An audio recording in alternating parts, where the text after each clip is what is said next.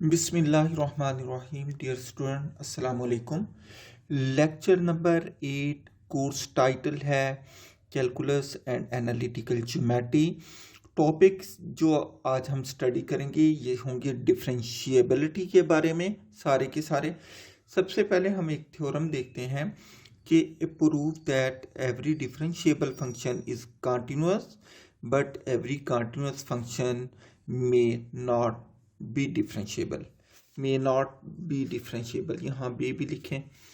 तो मतलब ये कहने का कि कोई भी ऐसा फंक्शन जो डिफरेंशिएबल है, मतलब जिसका डेरिवेटिव लिया जा सकता है, वो फंक्शन कंटिन्यूअस होता है। लेकिन ये ज़रूरी नहीं जो फंक्शन कंटिन्यूअस हो वो डिफरेंशिएबल भी हो। जो कंटिन्यूअस फंक्शन है वो डिफरेंशिएबल हो भी सकता है, नहीं भी हो सकता। लेकिन जो डिफरेंशिएबल फंक्शन है ये लाजमी है कि वो कंटिन्यूअस ज़रूर होगा। तो इसके लिए हम एक काउंटर एग्जाम्पल इसके बाद एग्जाम्पल के साथ इसकी डिफरेंशिएबिलिटी चेक करेंगे। सबसे पहले तो हमने कंटिन्यूअस की बात करनी है। देखिए कंटिन्यूअस फंक्शन की आपने जो डेफिनेशन पढ़ी है वो ये है, limit x approaching to a f of x is equal to f of a. अगर हम ये प्रूव करने में कामयाब हो गए तो फंक्शन कंटिन्यूअस हो जाएगा। सबसे पहले हम इस थ्योरम के अंदर यही करते हैं कि हम कोई भी journal function F of x लेते हैं और हम ये प्रूव करते हैं कि वो कंटिन्यूअस है। ठीक है, ये जो फंक्शन एफ ऑफ एक्स है ये हर किस्म के फंक्शन को यहाँ रिप्रेजेंट कर रहा है। तो यहाँ पर हमने यही बात की है, let f of x be a continuous function on the closed interval a b. मैंने क्या किया, मैंने यहाँ से लिमिट की डेफिनेशन से चेक किया। मैंने कहा अगर मैं ऐसा करूँ कि इस फंक्शन को इस तरफ ले आऊँ तो ये क्या हो जाएगा, limit x approaching to a f of x minus f of a हो जाएगा इज इक्वल टू ज़ीरो। मैंने यहाँ पर सिर्फ ये फंक्शन लिमिट के बगैर कंसीडर किया है, f of x minus f of a, क्योंकि मुझे इसको इस्तेमाल करके दोबारा यही डेफिनेशन लानी है। अगर दोबारा ये डेफिनेशन लाने में कामयाब हो गया तो फंक्शन कंटिन्यूअस हो जाएगा। तो मैंने क्या किया, मैंने कंसीडर किया f of x minus f of ए।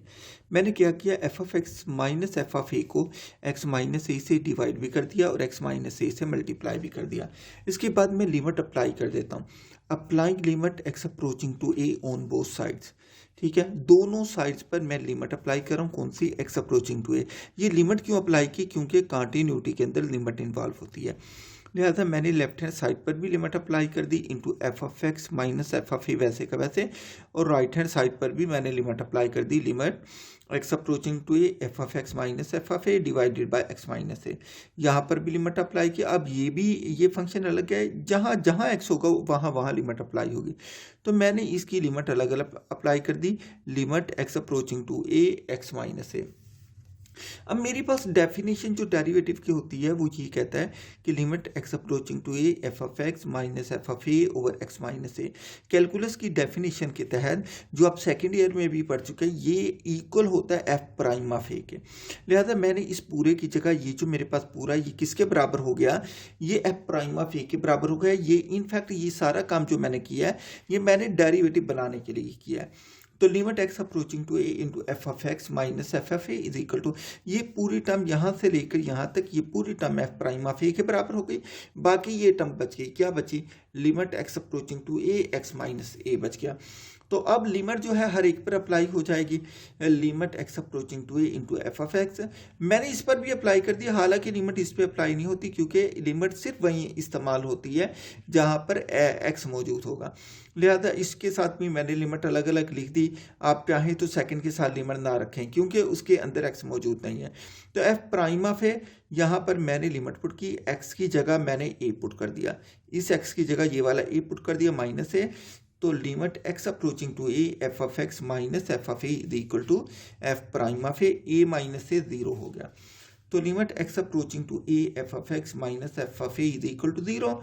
तो ये ज़ीरो हो गया, ये दूसरी तरफ चला जाएगा, दूसरी यहाँ नेगेटिव है तो दूसरी तरफ जाकर क्या हो जाएगा, लिमिट एक्स अप्रोचिंग लिमिट ये दूसरी तरफ चला गया, दूसरी तरफ जाकर पॉजिटिव हो जाएगा। Limit x approaching to a f of x is equal to f of a. लिहाजा ये वही डेफिनेशन जो कि कंटिन्यूटी की मैंने आपको शुरू में बताई थी, यही डेफिनेशन सेटिस्फाई हो गई। इसका मतलब ये जो फंक्शन हमने एफ ऑफ एक्स लिया था ये कंटिन्यूस भी हो गया। इसके बाद हम इसकी डिफरेंशिएबिलिटी चेक करते हैं। मैंने यहाँ बता दी क्योंकि ये डेफिनेशन सेटिस्फाई कर दिया कंटिन्यूटी की, तो इसलिए मैंने कहा ये कंटिन्यूस हो गया। Since the definition of continuity is satisfied, hence f of x is continuous at x is equal to a. Now we will prove that f of x is not differentiable at x is equal to 0. अब continuous तो prove कर दिया, अब हमने एक ऐसा function लेना है, कोई भी एग्जांपल ले लें हम ये प्रूव कर देंगे कि वो फंक्शन जो है वो फंक्शन जो है डिफरेंशिएबल नहीं है, मतलब उसका डेरिवेटिव नहीं लिया जा सकता। तो x इज इक्वल टू 0 पे प्रूव करना है। 0 पर ही क्यों लिया, आप कोई और पॉइंट भी ले सकते हैं। मैंने x इज इक्वल टू 0 इसलिए लिया क्योंकि जो डेरिवेटिव ओरिजिन पर होता है वो डिफाइन करना सबसे सिंपल और इंतहाई आसान काम होता है, इसलिए मैंने x इज इक्वल टू 0 की बात की। तो for this we take f of x is equal to x absolute. We also know that, मैंने डेरिवेटिव की यहाँ पर डेफिनेशन लिखी है क्योंकि मैंने डेरिवेटिव लेना है। तो f prime of a is equal to limit x approaching to a f of x minus f of a divided by x minus a. Since we want to take derivative at x is equal to 0, so put a is equal to 0 in equation 2। लिहाजा मैं ए को equation 2 के अंदर 0 put कर देता हूँ। यह prime of ए की जगह क्या आ गया, 0 आ गया, which is equal to limit x approaching to a की जगह मैंने क्या पुट कर दिया, 0 पुट कर दिया। एफ ऑफ एक्स ए की जगह एफ ऑफ 0 आ गया divided by x minus a की जगह 0 आ गया। Now we discuss left and right hand derivatives.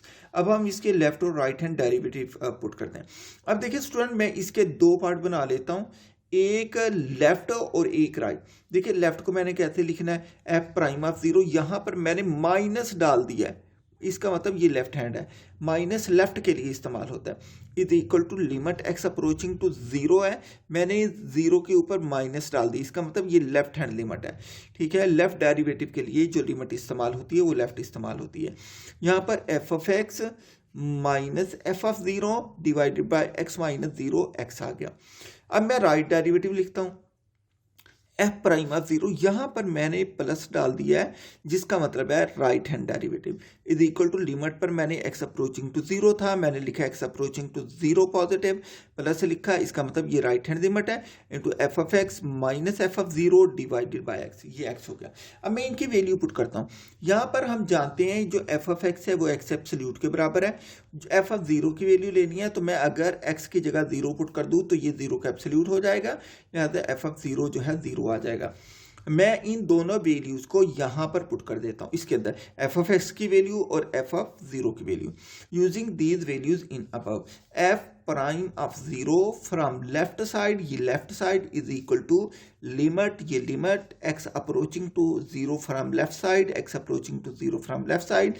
F of x की वैल्यू क्या है, एफ ऑफ एक्स की वैल्यू एक्स एब्सोल्यूट था, एक्स एब्सोल्यूट माइनस ये एफ ऑफ 0 किसके बराबर है, 0 के बराबर है, डिवाइडेड बाय एक्स, ये आ गया। तो f prime of 0 from left side किसकी इक्वल हो गया, limit x approaching to 0 from left side, ये क्या हो गया, x absolute divided by x हो गया। ठीक है, इसमें वैल्यू पुट कर दी, इसको फर्दर सॉल्व करते हैं, लेकिन इससे पहले मैं राइट हैंड जो डेरिवेटिव है उसकी बात कर दूं। यहाँ पर मैं जानता हूँ मुझे वैल्यू एफ ऑफ एक्स की पुट करनी है और एफ ऑफ 0 की पुट करनी है। एफ ऑफ एक्स हम जानते हैं इक्वेशन 1 से, F of x x absolute के बराबर है। एफ ऑफ 0 की वैल्यू चाहिए तो एक्स की जगह हम 0 पुट कर दें तो ये एफ ऑफ 0 किसकी इक्वल हो जाएगा, 0 की इक्वल हो जाएगा। मैं कहता हूँ using these values in above, मैं इसके अंदर वैल्यू पुट कर देता हूँ, ये f prime of 0 from right side, ये प्लस के लिए फ्रॉम राइट साइड के लिए प्लस लगाया विच इज इक्वल टू ये limit right hand limit x approaching to 0 from right side, f of x की जगह एक्स एब्सोल्यूट, एफ ऑफ 0 की जगह क्या आ गया, 0 आ गया, डिवाइडेड बाय जो एक्स है बटा में वो वैसे का वैसे। सिमिलरली ये क्या हो जाएगा, एफ प्राइम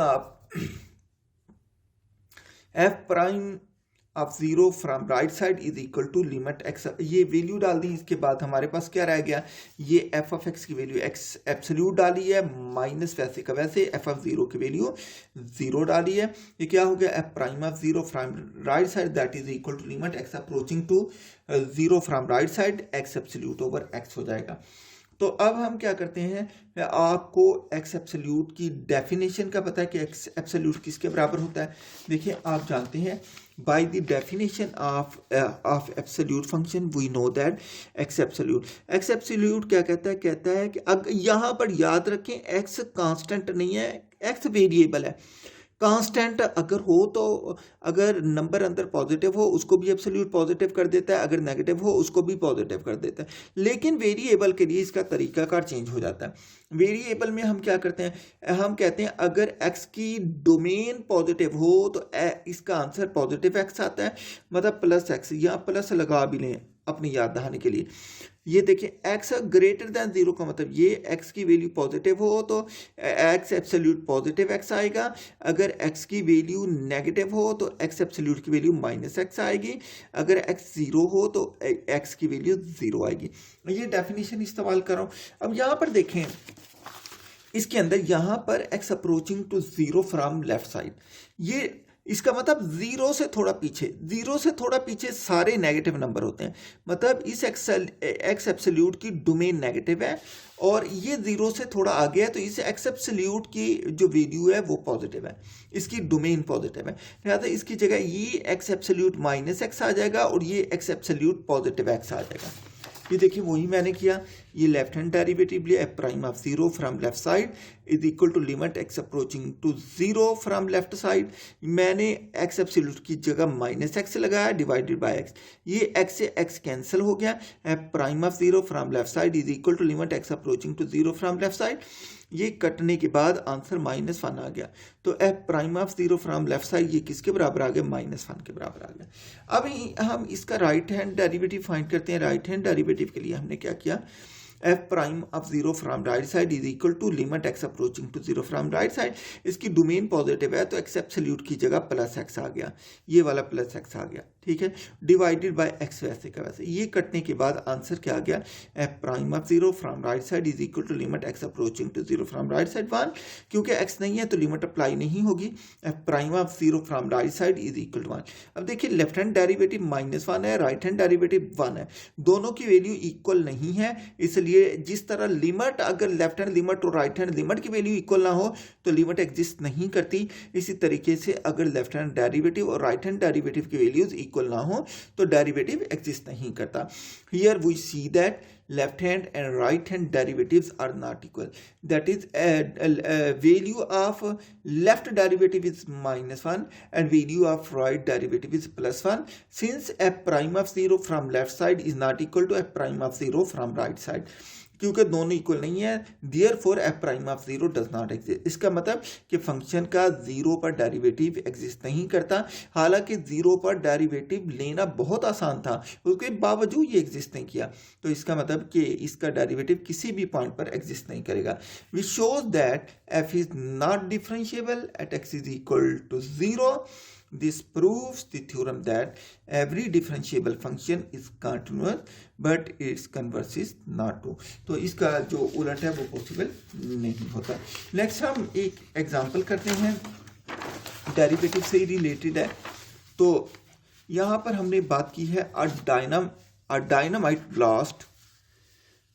देखिए हुआ ऐसा है कि कोई भी हमारे पास जो है जैसे हम खुदाई कर रहे होते हैं या पुरानी बिल्डिंग को हम नया बनाने के लिए उनको ख़त्म कर रहे होते हैं, या कोई ऐसी सख्त जगह हो जैसे साल्ट हम निकालते हैं, माइनिंग करते हैं, तो वहाँ से जगह को खोदना आसान ना हो तो उसके लिए हम डायनामाइट इस्तेमाल करते हैं, तो उसे ब्लास्ट करके उस जगह को, उन चट्टानों को तोड़ देते हैं जिनको नहीं तोड़ा जा सकता।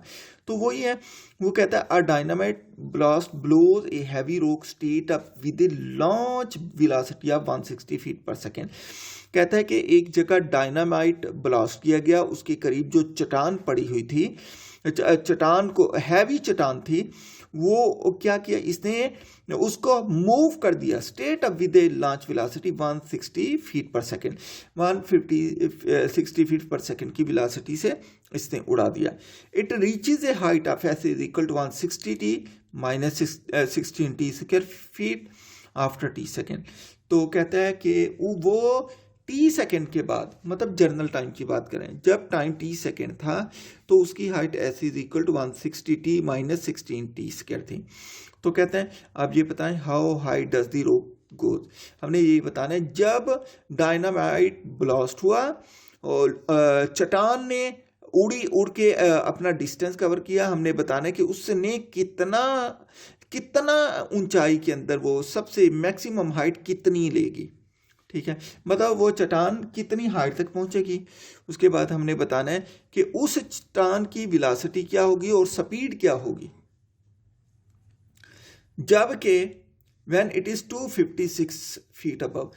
चट्टान ने जब डिस्टेंस 256 फीट कवर किया तो हमने बताना है उसकी वहां पर वेलोसिटी क्या और स्पीड क्या है। ठीक है, above the ground on the way up on the way down, मतलब वो चट्टान जो है दो तरीकों से डिस्टेंस कवर करेगी।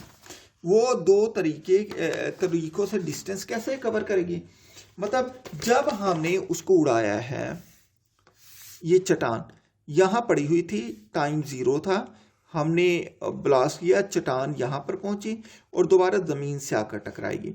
यहाँ पर उसकी जो हाइट थी वो 256 थी। एक तो वो जाते हुए गई, दूसरा जब वो वापस आएगी यहाँ पर तो उस वक्त भी हाइट उसकी 256 सेकेंड होगी, लेकिन टाइम डिफरेंट होगा। हमने ये बताना है कि जब जाते हुए चट्टान की हाइट 256 थी, उस वक्त इसकी वेलोसिटी और स्पीड क्या थी, और जब ये वापस आई मैक्सिमम हाइट पर पहुंचने के बाद ये वापस मुड़ेगी। ठीक है, तो उसकी वेलोसिटी 256 है, तो मैंने कहा उस वक्त उसकी हाइट 256 फीट है, तो उस वक्त इसकी वेलोसिटी और स्पीड क्या होगी, यही मैंने बात किया। सी है what is the acceleration of the rock at any time T during its flight. हमने बताना है कि उसका जो एक्सेलरेशन है किसी भी टाइम टी पर वो क्या है उसकी फ्लाइट के दौरान। ठीक है, ब्लास्ट के बाद की बात करें। D when does the rock hit the ground again, हमने वो टाइम बताना है जितने टाइम के बाद वो जो रॉक है वो दोबारा ज़मीन पर हिट करेगी। ठीक है, इसके पार्ट के लिए सबसे पहले हम जो फाइंड करने जा रहे हैं, हमने उसकी हाइट फाइंड करनी है। How high does the rock, सबसे पहले तो हम जब हाइट उसकी बाद में फाइंड करेंगे, पहले हम वो टाइम फाइंड करेंगे जितने टाइम के बाद वो जो चट्टान थी वो मैक्सिमम हाइट तक पहुंची। तो मैंने यहाँ पर मैंने क्या कहा, मैंने कहा here we take s as height. यहाँ पर मैंने कहा है कि हाइट को मैंने ऐसे डिनोट किया क्योंकि बुक वाले ने भी ऐसे डिनोट किया था। तो मैंने कहा we take upward velocity of the rock as positive and downward velocity of the rock as negative. तो मैं यहाँ पर खुद चूज कर रहा हूँ कि जब बॉल ऊपर की तरफ जा रहा है, मतलब यहाँ पर इस तरफ जा रहा है तो वेलोसिटी पॉजिटिव है, जब ये नीचे की तरफ आना शुरू होगा तो वेलोसिटी नेगेटिव हो जाएगी। ये मैंने खुद चूज किया है। ठीक है, आप इसके उलट भी चूज कर सकते हैं। तो and velocity of the rock as negative given that, हमें गिवन क्या था 160 टी माइनस 16 टी स्क्वायर। अब देखिए जब रॉक अपनी मैक्सिमम हाइट तक पहुंचेगी, यहाँ तक पहुंचेगी, यहाँ पर पहुंचने के बाद वो एक टाइम के लिए रुकेगी। इसके equation s is equal to s 160 t minus 16 t square. जब वो यहाँ पर रुकेगी तो यहाँ पर मैक्सिमम हाइट पर यहाँ जब वो अटेन कर लेगी तो वो एक लम्हे के लिए रुकेगी और रुकने के बाद फिर नीचे आना शुरू हो जाएगी। जब रुकेगी तो उस टाइम ऐसे जो हो जाएगा वो 0 हो जाएगा। तो मैंने यहाँ पर लिखा, पहले मैं वेलोसिटी 0 होगी ना, तो मैंने यही बात किया कि जब ये यहाँ पर जाएगी तो यहाँ पर थोड़ी देर के लिए रुकेगी, हाइट मैक्सिमम हो जाएगी, लेकिन उसकी वेलोसिटी यहाँ पर 0 हो जाएगी। उसके बाद वो वापस आना शुरू होगी। तो मैंने यही काम किया है मैंने वो जो मेरे पास गिवन इक्वेशन थी हमारे पास हाइट की s is equal to 160t minus 16 क्या, मैंने इसे डिफ्रेंशिएट किया टी के लिहाज से, क्योंकि इसका डेरिवेटिव लेंगे तो वेलोसिटी आ जाएगी।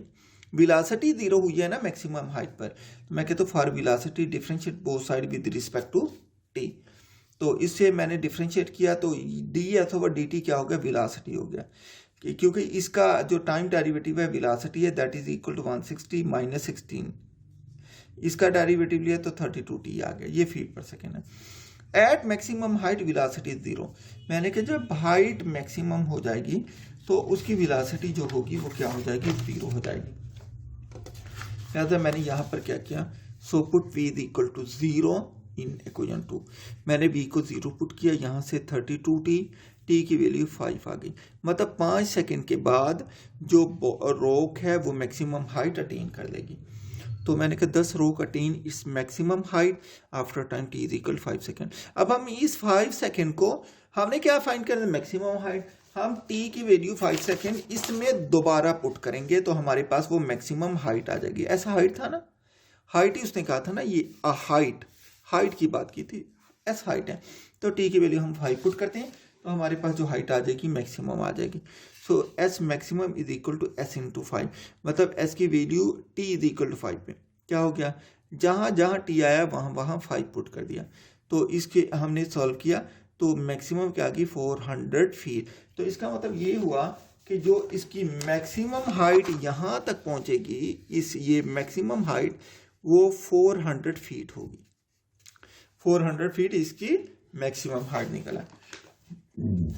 पार्ट बी है, पार्ट बी के अंदर उसने कहा था वेलोसिटी और स्पीड फाइंड करें जबकि रोक 256 फीट अबव द ग्राउंड हो, जाते हुए भी और आते हुए भी।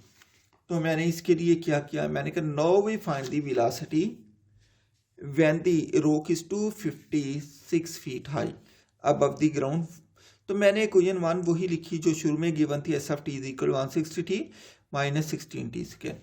तो हाइट उसने कितनी कही है 256, मैंने एस की वैल्यू 2, ये हाइट ही है ना, ये देखें उसने कहा वेलोसिटी फाइंड करे जब उसकी इतनी हाई है, मतलब ये हाइट है, तो एस की वैल्यू 256 मैंने इक्वेशन 1 में डाली, इसकी जगह 256, ये क्वाड्रेटिक इक्वेशन बन गई।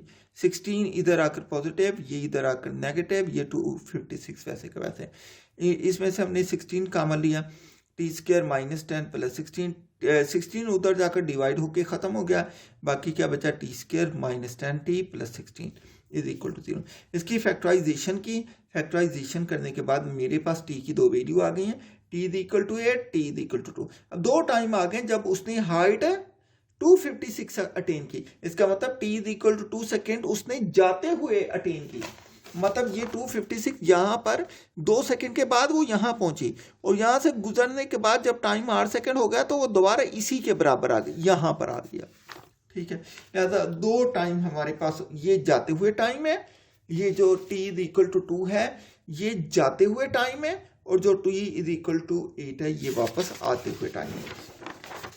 ये मैंने यहाँ पर फिगर आपको बना भी दी है, इसकी मैक्सिमम हाइट 400 है, और ये जो है 160, यहाँ पर 160 फीट मैंने शो किया है, यहाँ पर 256 फीट है, और यहाँ पर भी 256 फीट है, ये जाते हुए और ये वापस आते हुए, ये मैंने सब कुछ बता दिया है।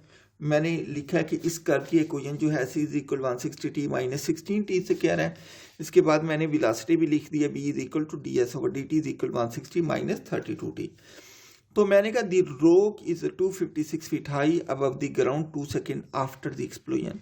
जब धमाका हुआ, धमाका होने के बाद मतलब ब्लास्ट हुआ, ब्लास्ट होने के बाद 2 सेकेंड गुजर गए तो जो रॉक थी वो इधर आ गई। उसके बाद जब धमाका हुए 8 सेकेंड गुजर गए तो वो यहाँ पर पहुँच चुकी थी दोबारा, ठीक है। The rock velocity at this are, velocity क्या थी, v is equal 160 minus 32t।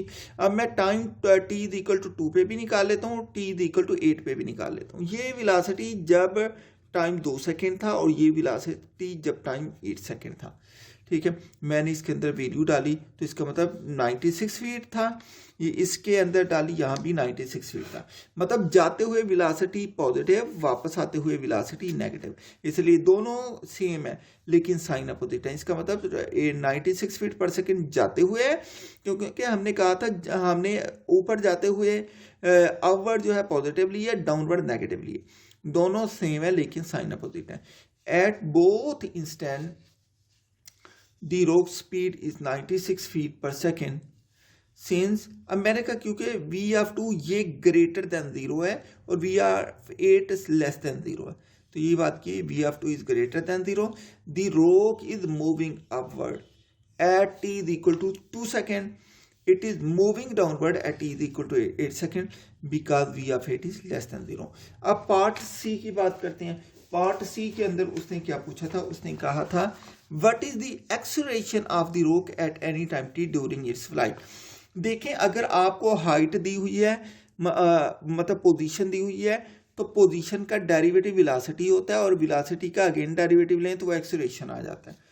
यहाँ पर मैंने सब कुछ लिख दिया है। At any time T during its flight following the explosion the rock's acceleration is a constant कैसे, ये मैं आपको आगे चल के बताता हूँ। हमें वेलोसिटी गिवन है v(t) is equal to 160 minus 32t, इसका आप डेरिवेटिव ले लें, एक्सेलरेशन आ जाएगा। लिहाजा मैंने लिखा for acceleration differentiate equation 2 with respect to t, ठीक है। इसका डेरिवेटिव हमारे पास क्या आ गया, -32 फीट पर सेकेंड गया। ये कांस्टेंट है, इसलिए मैंने यहाँ पर कांस्टेंट की बात की है कि ये कांस्टेंट है। इसका मतलब इस केस के अंदर जो एक्सेलरेशन होगा वो नेगेटिव एक्सेलरेशन होगा। The acceleration is always downward as the rock rises it slows down, as it falls it speed up. मैंने कहा जूं जूं ये ऊपर की तरफ जाती है, ऊपर की तरफ मूव करेगी, इसकी स्पीड, मतलब ऊपर की तरफ मूव करने का मतलब ये है जो बॉडी यहाँ से यहाँ तक पहुँचेगी, यहाँ तक, यहाँ से यहाँ तक, उसकी स्पीड स्लो होती चली जाएगी, और जब ये यहाँ से नीचे आएगी इसकी स्पीड तेज होती चली जाएगी। यही मैंने बात की है। पार्ट डी के अंदर हमने निकालना था कि उस when does the rock hit the ground, हमने वो टाइम निकालना है जिस टाइम के बाद जो हमारे पास रॉक है वो ज़मीन पे वापस आके टकराएगी।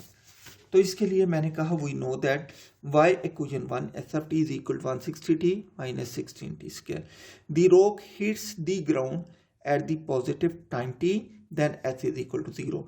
मैंने कहा जब रॉक ज़मीन को हिट करेगी तब भी s जो होगा वो 0 हो चुका होगा। मैंने इसके अंदर 0 पुट किया, यहाँ से मैं टाइम निकाल लूँगा। 16t minus 16t square is equal to 0। 16t मैंने कॉमन लिया, ये 10 minus t is equal to 0। इसका मतलब दोनों का प्रोडक्ट 0 है, या तो 16t 0 है या फिर 10 माइनस t 0 है। तो इसका मतलब t इज इक्वल टू 0 है और t इज इक्वल टू 10 है। इसका मतलब ये टाइम 0 कब था, जब एक्सप्लोजन हुआ, जब बॉडी यहाँ पर थी तो टाइम 0 था, और जब t is equal to 10 second गुजरे तो बॉडी दोबारा, मतलब वो रोक दोबारा ज़मीन से आके टकराई। यही बात की है। मैंने कहा at t is equal to 0 the blast occurred and the rock was thrown upward, it return to ground 10 second later, और 10 सेकेंड के बाद ये दोबारा ग्राउंड से आके टकराएगी। नेक्स्ट स्टूडेंट डेफिनेशन है थोड़ी सी। इंस्टेंटेनियस रेट ऑफ चेंज क्या होता है, मैंने कहा the instantaneous rate of change of f with respect to x at x not is the derivative. Instantaneous rate को डेरिवेटिव से शो करते हैं। Prime of x not is equal to limit h approaching to 0 f of x not plus h minus f of x not divided by h। लेकिन शर्त ये है कि limit h approaching to 0 exist करनी चाहिए, provided the limit exist. Velocity, velocity is the derivative of position with respect to time. तो velocity मैंने कहा क्या है, ये पोजीशन का डेरिवेटिव है। If a body position at time t is s is equal to f of t, then the body's velocity at time t is, इसका derivative ले लें पोजीशन का d ओवर ds, तो ये वेलोसिटी हो जाता है। ये किसके बराबर होता है, f of T plus delta T minus f of T divided by delta T. आप बेशक यहाँ डेल्टा टी की जगह एच लिख दें, कोई फर्क नहीं पड़ता। ये मैंने आपको ये बताने के लिए दिखाया है कि जब भी वेलोसिटी होगी डेरिवेटिव टाइम के लिहाज से आएगा। अगर डेरिवेटिव टाइम के लिहाज से नहीं है तो वो स्लोप तो हो सकता है, वो वेलोसिटी नहीं हो सकती। स्पीड, अगर हम वेलोसिटी का एब्सोल्यूट ले लें तो वो स्पीड आ जाती है। Speed is the absolute value of the velocity. Speed is equal to velocity की एब्सोल्यूट वैल्यू ले ली तो ये स्पीड आ जाएगी। एक्सीलरेशन, एक्सीलरेशन क्या है? वेलोसिटी का derivative. Acceleration is the derivative of velocity with respect to time. If a body position at time t is s is equal to f of t, then the body's acceleration at time t is a of t is equal to dv over dt is equal to d2s over dt square. तो ये acceleration है। Jerk, jerk क्या है? अगर acceleration का derivative ले लें time के लिहाज से तो वो जर्क आ जाता है। Jerk is the derivative of acceleration with respect to, jerk is the derivative of acceleration with respect to time. जर को जे से डिनोट करते हैं, मतलब ये फंक्शन है टी का, that is equal to d a over d t. यहाँ ए एक्सीलरेशन है, ए की वैल्यू मैंने यहाँ से एक्सीलरेशन की वैल्यू डालूंगा तो एक्सीलरेशन इसके बराबर है। एक और derivative d three s over d t three आ जाएगा।